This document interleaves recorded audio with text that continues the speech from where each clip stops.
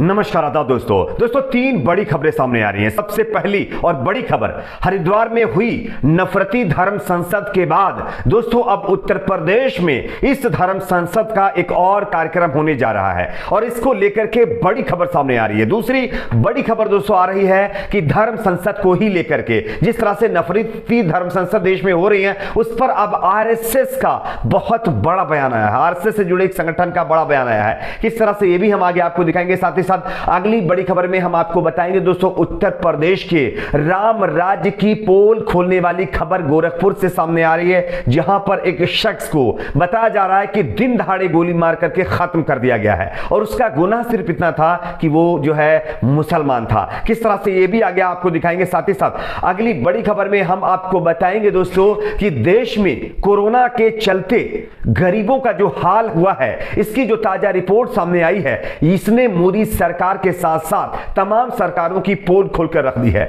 आगे हम आपको इस रिपोर्ट के बारे में भी बताएंगे। उससे पहले एक छोटी सी रिक्वेस्ट आपसे करेंगे दोस्तों, इस वीडियो को ज्यादा से ज्यादा लाइक करिए, शेयर करिए ताकि ये खबरें दूसरे लोगों तक भी पहुंचे। चैनल को सब्सक्राइब करके बेल आइकन को जरूर प्रेस कर लीजिए। बात करते हैं पहली और बड़ी खबर की। आप सभी जानते होंगे दोस्तों कि हरिद्वार के अंदर जिस तरह से नफरती धर्म संसद हुई और उसमें जिस तरह की यानी भाषा का इस्तेमाल किया गया, जिस तरह से उसमें भाषणबाजी हुई, उसको लेकर के सुप्रीम कोर्ट के साथ साथ उत्तराखंड पुलिस भी कार्रवाई करने में जुटी हुई है। नरसिम्हानंद सरस्वती और वसीम रिजवी उर्फ नारायण त्यागी फिलहाल इसी मामले पर जेल की हवा खा रहे हैं। लेकिन इसके बाद खबर आ रही है कि अब एक और धर्म संसद उत्तर प्रदेश के अंदर की जा रही है। आपको हम दिखाना चाहते हैं, आप देख सकते हैं सनातन हिंदू सेवा संस्थान की ओर से होने वाली धर्म संसद की आगामी तिथि घोषित कर दी गई है, यानी आने वाली तारीख जो है उसका अनाउंसमेंट कर दिया गया है। अब ये धर्म संसद जो पहले बताया जा रहा कि अलीगढ़ में होनी थी, बहुत जल्दी होनी थी, लेकिन नरसिम्हानंद सरस्वती अब जेल में चला गया है तो इस वजह से इसको पोस्टपोन कर दिया था। लेकिन अब खबर आ रही कि अब यह धर्म संसद 2 और 3 अप्रैल को कराई जाएगी।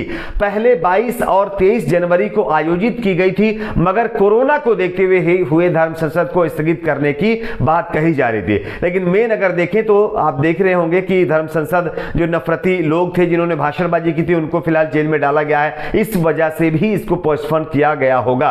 लेकिन अब बताया जा रहा है कि इस मामले पर फिर से कुछ हिंदू संगठन ऐसे हैं जो फिर से इस धर्म संसद को करना चाहते हैं और अब 22 और 23 जनवरी के बाद जो है इसका आगाज आपको 2 और 3 अप्रैल को उत्तर प्रदेश के अंदर देखने को मिल जाएगा अलीगढ़ में। बात करेंगे एक और बड़ी खबर की जो कि इसी धर्म संसद से जुड़ी हुई है। पहली बार आरएसएस से जुड़ा हुआ एक संगठन नफरती धर्म संसद पर बयान देने के लिए सामने आया है।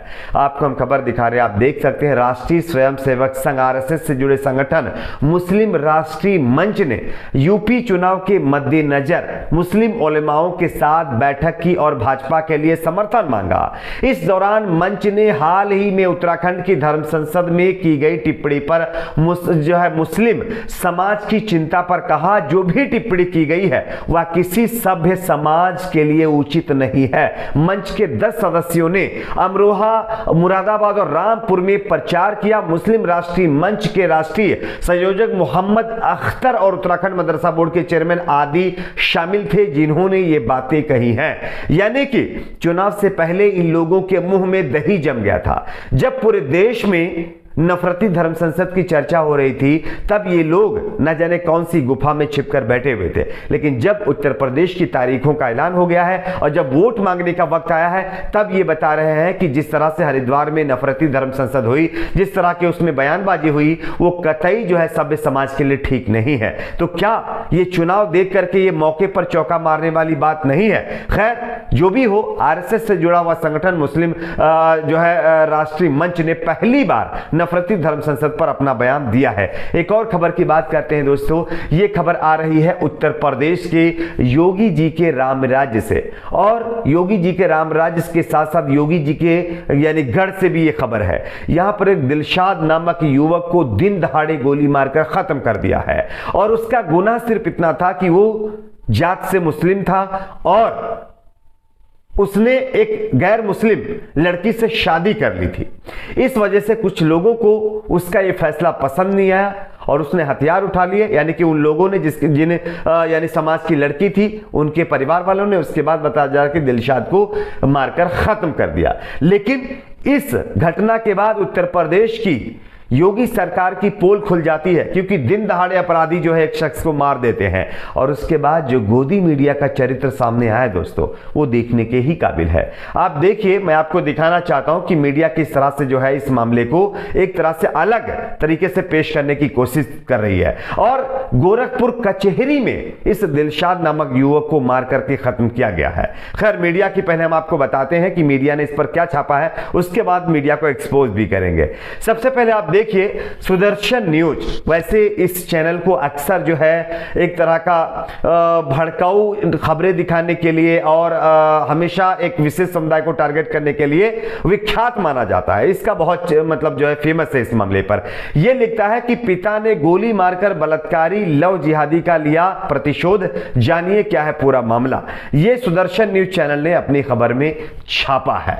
उसके बाद आगे हम आपको दिखाते हैं आप इंडिया नामक एक चैनल है। यह लिखता है कि बेटी से बलात्कार के आरोपित दिलशाद हुसैन को पिता ने गोरखपुर कचहरी में मारी गोली, दरिंदगी के बाद जमानत पर घूम रहा था बाहर। इसके बाद जो है हम आपको एक और दिखाते हैं खबर, आप जरा इस खबर को भी देख लीजिए। ये जो है दिलशाद और उनकी पत्नी जिन्होंने शादी की थी, उनके लव मैरिज का ये मैंने प्रूफ है, उनका एक सर्टिफिकेट है। जब 13 फरवरी 2020 को इन्होंने जो है 2 साल पहले दिलशाद और ममता ने आर्य समाजी तौर तरीके से अपना विवाह रचाया था। अब आप बताइए, जिस तरह से ये चैनल वाले बता रहे हैं कि इन्होंने नाबालिग बच्ची के साथ ऐसा किया वैसा किया, बलात्कारी था, ये था वो था, क्या अगर वो बलात्कारी या जो भी ये लोग बता रहे हैं ऐसा होता तो ये सर्टिफिकेट उनके पास शायद ना होता। और अगर सर्टिफिकेट है तो क्या इन मीडिया वालों को माफी नहीं मांगनी चाहिए कि दिलशाद के आगे हुसैन लगा हुआ है, इस वजह से दिलशाद का नाम खराब करके जो इस दुनिया में नहीं है, उसके बाद ये लोग इस पर जश्न मना रहे हैं कि एक शख्स को खत्म कर दिया गया। और खैर, उत्तर प्रदेश में अपराधी योगी जी कह रहे हैं कि गुफाओं में छिप गए, लेकिन अपराधी कहां ये आप देख सकते हैं। एक और खबर की बात करते हैं दोस्तों, यहां पर अगली बड़ी खबर आ रही है। कोरोना काल में गरीबों को लेकर के एक ताजा रिपोर्ट ने मोदी सरकार के साथ साथ हमारे देश के नेताओं की नींद उड़ा दी है। हम आपको दिखाना चाहते हैं, आप देख सकते हैं कोरोना काल में 53% गरीबों की आमदनी जो है वो घट गई है दोस्तों। कांग्रेस पार्टी ने इस मामले पर मोदी सरकार पर बड़ा हमला बोलते हुए लिखा है, सिर्फ अमीरों के लिए मोदी सरकार है। और इससे पहले एक रिपोर्ट आई थी CMIE की, जिसमें यह साफ तौर पर देखा गया था और उसमें आंकड़े आए थे कि बड़े बड़े जो उद्योगपति हैं, बड़े बड़े जो अरबपति हैं, उनकी लगातार इनकम बढ़ रही है, जबकि देश का जो गरीब तबके का शख्स है, जो गरीब तबके के लोग हैं, वो लगातार गरीबी रेखा से नीचे जा रहे हैं। और उसका यह खुलासा है कि कोरोना काल में 53% गरीबों की आमदनी घट गई है। इस पर मोदी सरकार क्या कर रही है किसी को खबर नहीं है। आपकी अपनी क्या राय नीचे कमेंट बॉक्स में जरूर बताइए। वीडियो को लाइक शेयर, चैनल को सब्सक्राइब जरूर करें।